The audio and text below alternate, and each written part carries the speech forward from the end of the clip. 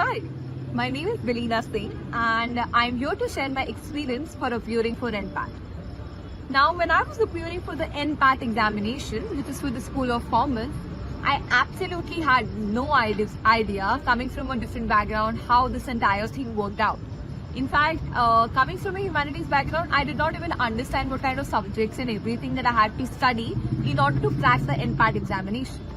But yes, that's when I came across various YouTube channels to help me understand the various kinds of subjects that we had to prepare for the NPAT exam, which included quantitative aptitude, logical reasoning, as well as verbal comprehension.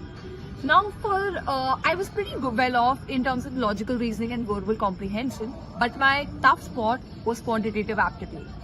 That's when Arun Sharma's book for quantitative aptitude came to my rescue.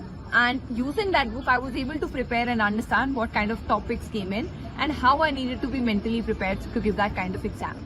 Moreover, for my verbal and logical reasoning as well, for verbal reasoning, I used the Norman Lewis's book for Word Power Made Easy, as well as another book which was for the logical reasoning part again for Arun Sharma. Now, for me, my board exams ended in May, and the preparation gap was for about, I guess, 1 or 2 months, which is why it was a very rigorous kind of a process that I had to I had to delve into basically. So my preparation started with, I decided to divide my day in terms of spending 2 hours in each subject every single day.